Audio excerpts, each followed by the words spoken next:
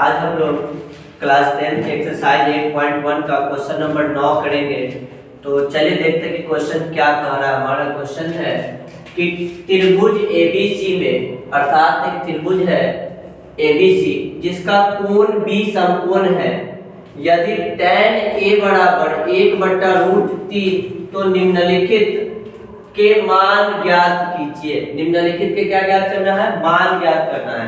अर्थात सबसे पहले हम समझने के लिए करेंगे क्या, एक त्रिभुज बनाएंगे जिसमें त्रिभुज का नाम होगा ABC और उस त्रिभुज का कोण B जो होगा वह समकोण होगा। उसके बाद हम tan का मान रख करके फिर आगे जो है sin A × cos C plus cos A × sin C, और क्वेश्चन नंबर 2 है cos A × cos C minus sin A × sin C का मान निकालेंगे। तो चलिए हम लोग क्वेश्चन को शुरू करें। सबसे पहले हम करते क्या है कि एक त्रिभुज बना लेते हैं, ठीक है। ये हमारा हुआ एक समकोण त्रिभुज, एक समकोण त्रिभुज जिसका नाम क्वेश्चन में दिया हुआ। अगर क्वेश्चन में नाम नहीं दिया होता तो आप अपनी मर्जी से कोई भी नाम डाल सकते थे, लेकिन क्वेश्चन में स्पेशली कहा गया है कि ABC होना चाहिए। और उसमें भी क्या शर्त है कि कोण B जो है, कोण B जो है वह समकोण होना चाहिए, अर्थात कोण यहाँ होगा B और ये आपका क्या हो गया, समकोण हो गया। अब इसमें आपको मान जो दिया है वह tan A बराबर 1/√3 दिया हुआ, ठीक है दोस्तों।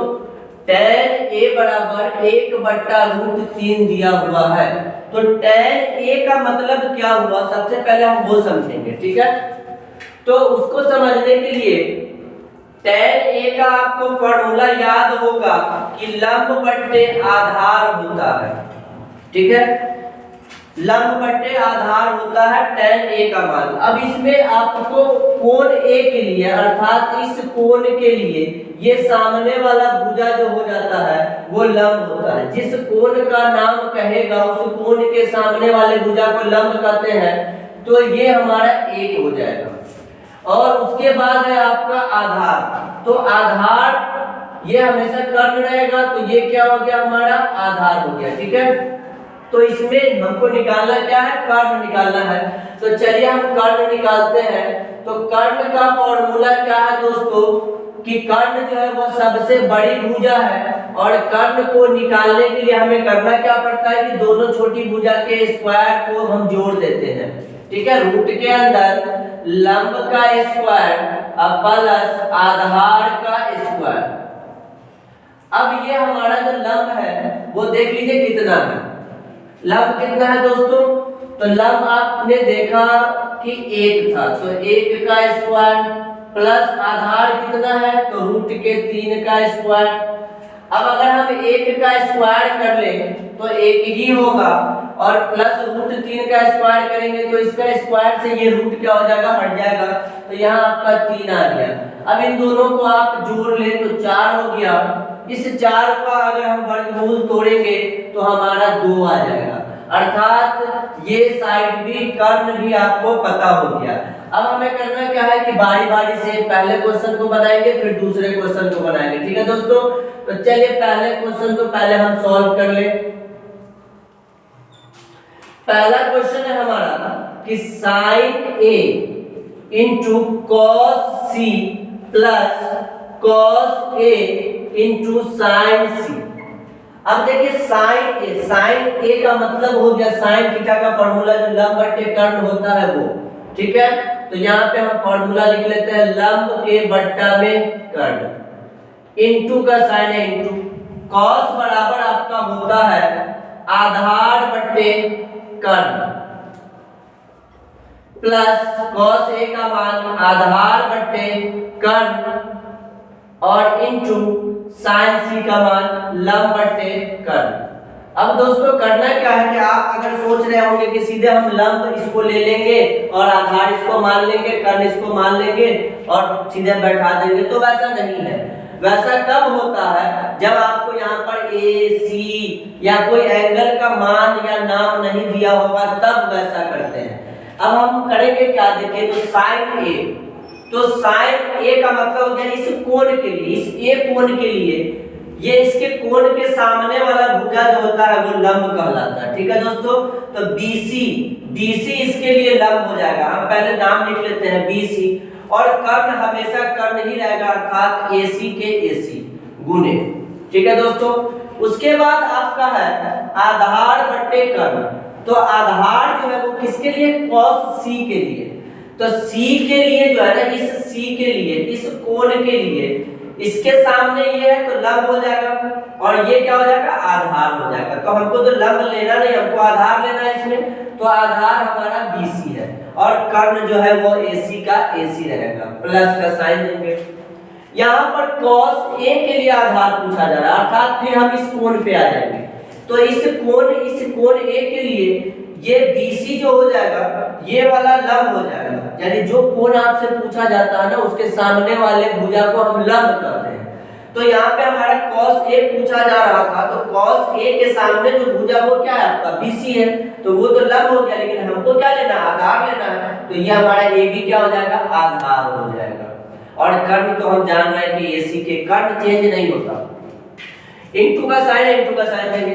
अब यहाँ पर कोसाइन C के लिए लंब पूछ रहा है, तो इस कोण के सामने ये AB है, तो AB क्या हो जाएगा, लंब हो जाएगा। तो AB क्या है हमारा, दोस्तों पहले AB हम लिख लेंगे। AB हमारा लंब हो गया, और कर्ण हमारा AC हो गया। ठीक है, यहाँ तक समझ में आया। चलिए अब आगे बढ़ते हैं। अब मान आप बैठा लीजिए, BC का मान 1 है, AC का मान आपका कितना आया, देखो भाई AC हमारा कर्ण था ना, जिसका मान कितना हमने निकाला 2, तो यहाँ पे 2 गुने BC कितना 1 बट्टा में 2 प्लस, अब देखिए AB कितना है, तो रूट के अंदर 3 है ना, और AC कितना 2 प्लस इंटू का साइन है, AB कितना है, रूट के अंदर 3 और AC कितना 2। अब एक को गुना कर लीजिए, 1 2 दूनी के 4 प्लस रूट 3 में गुना होगा तो 3, अब बट्टा में क्या हो गया, 2 दूनी के 4।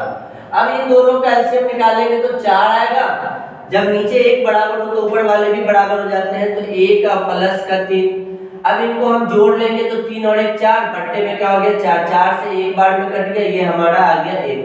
अर्थात हमने पहले क्वेश्चन नंबर 9 के पहले क्वेश्चन को सॉल्व किया तो इसका मान 1 आ गया। ठीक है, अब हम क्वेश्चन नंबर 2 की तरफ चलेंगे। क्वेश्चन नंबर 2 हमारा क्या करता है,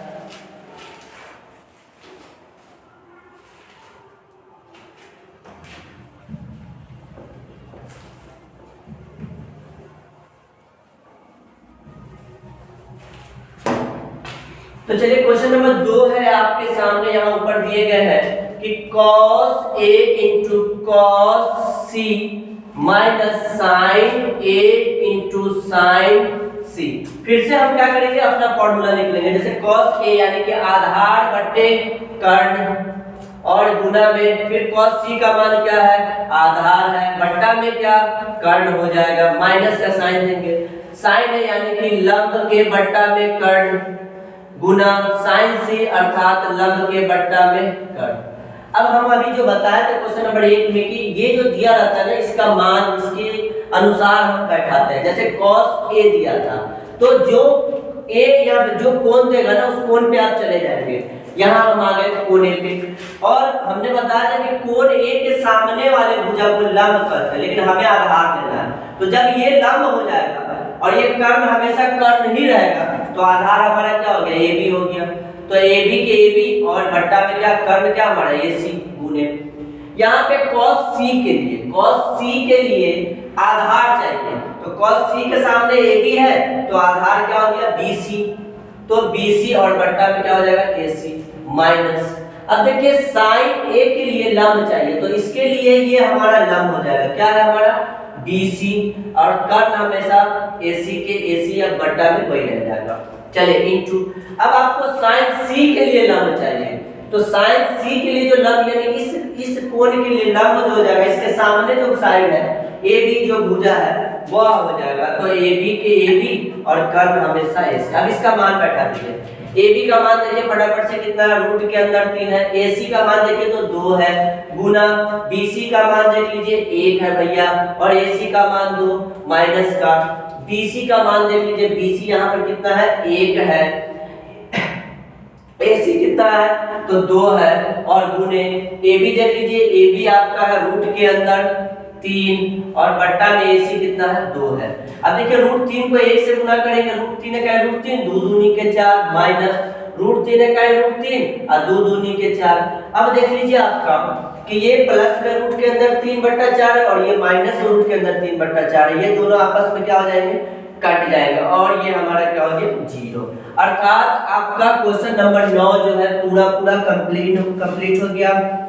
फिर हम अगले क्वेश्चन के लिए अगले वीडियो में मिलेंगे।